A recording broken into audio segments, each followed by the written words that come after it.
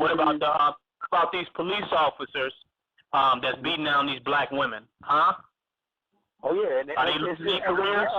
We've been seeing the clips. Losing their careers. They getting relocated to different stations, and they getting trained officers, trained in MMA tactics. And you know what kills me? Beating on black women. Nobody's furiated. I seen a video, and like you said, when you said the MMA tactics video, I seen a police training video where they show only black people attacking officers. So if you're going to get the training, they psychologically telling you, look, when we're giving you this training because black folks are trying to attack you. If you see a video, I could probably share it to your page, had a police training video, but all the people that was aggressive attackers happened to be black. I don't believe this is no coincidence. Wow. This is no coincidence. But even with that, then some people say, well, y'all upset about the white on black crime. You're upset about this white officer shooting a black man, but why aren't you upset about the black on black violence? So I say, okay, let's just take this coon ass situation and try to give it some validity. You're gonna hold a black man that's not an officer, which what you would probably consider a thug anyways. Now we holding the officers to the same degree as the street thugs. Good point. What point? They don't have a higher merit. So who gives a damn about what the black on blacks are doing? They ain't goddamn officers. Those right. They're not supposed to serve to protect. Right. So we're not saying our tax money is not going to them. You see, so don't tell me what the goddamn thugs are doing. We're talking about white police officers who have a safety net due to a government situation where they're getting away with killing you. And then when it's black on black murder, let's really look at it. They love that shit. That's 2 for 1. We get one nigga dead and one in jail forever. It ain't like, and then how many black people you know giving high fives when they read of a black on black crime? How many black people you know that's really legit with black on black crime? When the last time you celebrated a black on black murder? Or any black murder? Right.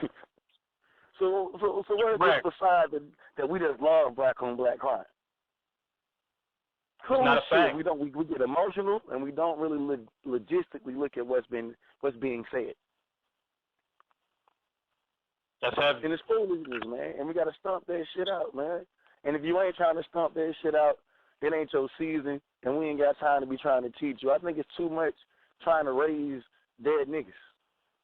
Either you with it or you ain't, man. And the ones that's with it need to come together and put something out that's sufficient. You teaching. That's the theme. Don't get lost among the zombies if you don't have to, you know. I mean, if it's a zombie movie, the goal is to get away from the zombies. Look at the Ray Rice situation. You can see that half of the people are sheep. So in order the people are sheep, in order to receive us anyways, why don't we just set up something to move the people that's going to be moved by the media anyways? You see what I'm saying? Like, these people are sheep. They're looking to be controlled by something. We're letting the white supremacy use them. So why don't we just set up something sufficient so we can begin to use the sheep? Because they're going to definitely believe whatever they're fucking introduced to. And as far as the caller saying earlier about having white people in their family, and like I said, I would think that would be irrelevant, because if you want to say that, don't we all have some type of white people tied to us somehow type of way? And it don't no way change the history of the white and black dynamic. Right. So I mean, he could have albinos in his family, but the point is that they can't go in the sun and he can. It's not going to change because they're in your family and you love them. That's not going to make them any more superior. And that's the point, is superiority. The point is who we are, and that it's our time to rule. That he has white people in his family is inconsequential to that fact. It means absolutely nothing. And then to me, man, the way I see it, when I say black supremacy in my eyes, and even the black supremacy, it's not reverse white supremacy. It's not a system so we looking to enslave fucking white folks. At least to me, give a damn about them. It's about creating something so where we can have what we have and do what we do completely free of their system. You teaching? So as far as the agenda to just oppress them, that's not even a part of the agenda nowhere. So it's not reverse racism. It's not reverse white supremacy. So it's self-realization. It's self-realization. It's just natural law. It's just universal law. It's just truth. It's like when people That's power, brother. you know, the reverse racism. And it's like, you know, we can liken it to like the slaves. If a slave takes over the goddamn place, or the plantation, he's not become a reverse racist. He just fought for freedom. He's not, he don't, you know what I mean? And he's supposed to hate the motherfuckers that oppress him. I mean, who loves their oppressor? But a goddamn coward. Come on. See what I'm saying? Who the fuck is gonna love somebody that don't want you to be free? That just says, I despise you just for being you. How can you love that? How can we teach love for that and say you love yourself? By yourself in kind. So I'm not saying that we teach our people hatred, but if you love yourself and you love your people, you won't stand for white supremacy. So it ain't the hatred that's going to keep us from not dealing with white supremacy. It's the complete love for self that makes us battle white supremacy. No hatred, that's love, extreme love. But that's all, man. I'm going to keep on enjoying the show. I just wanted to jump in on that because I didn't want brother to pollute no minds with this Ray Rice. I see a lot of this shit on my Facebook, and, you know, a lot of these exaggerated brothers talking about, you know, how you going to defend that man? Nobody's defending his action. I'm talking about the punishment. The punishment is extreme. It's unjust.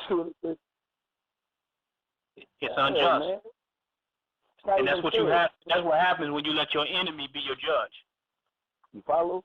And then you can't say that, well, this is not a black or white thing. This is a humanity thing, and this is a reason. And I said, look, man, and you can say what you want to say.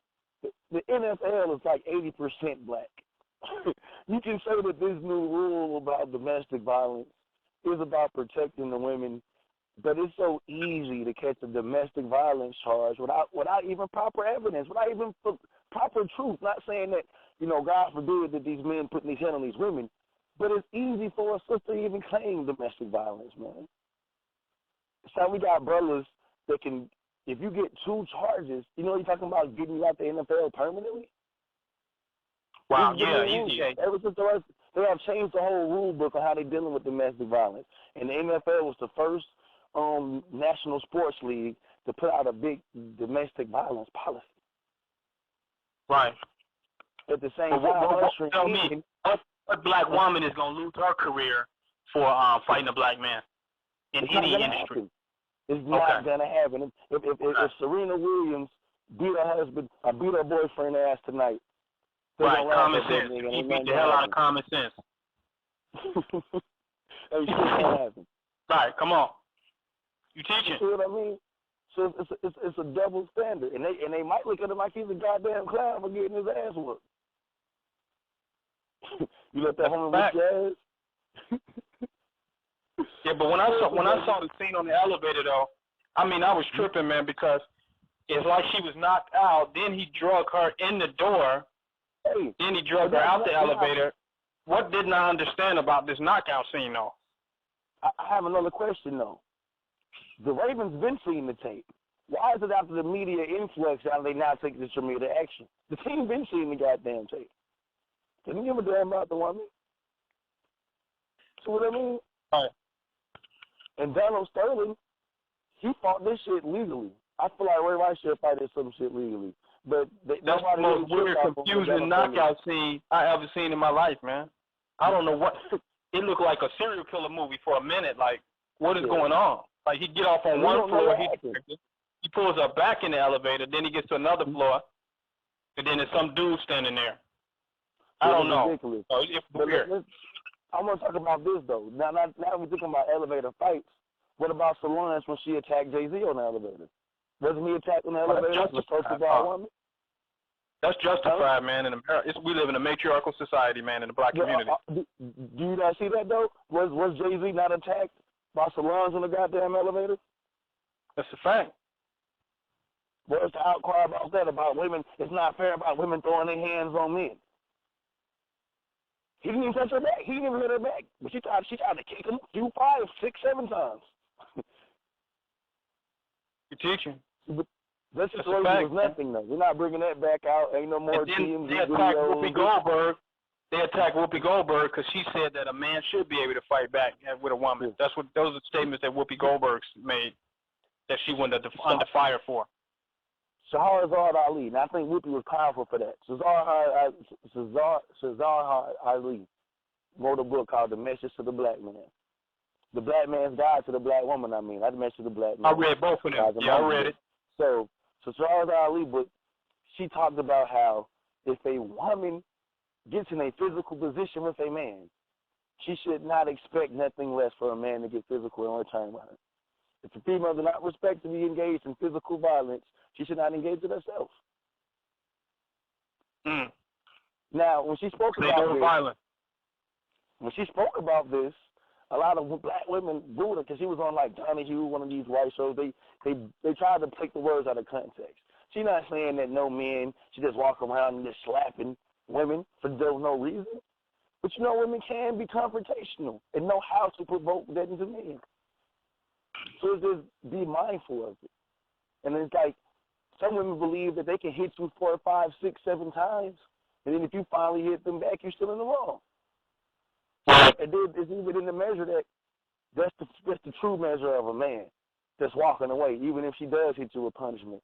But I know some men that's been knocked out cold by women picking up instruments and hitting them in the back of the head with things. Damn, they're killing brothers. Right, we have definitely illogical standards that we try to shoe fit every situation. Yeah. And I think America wants to be a champion. They're champions of feminism. That's what separates them from the Arab, is that they really are. They try to champion women's rights in a certain way.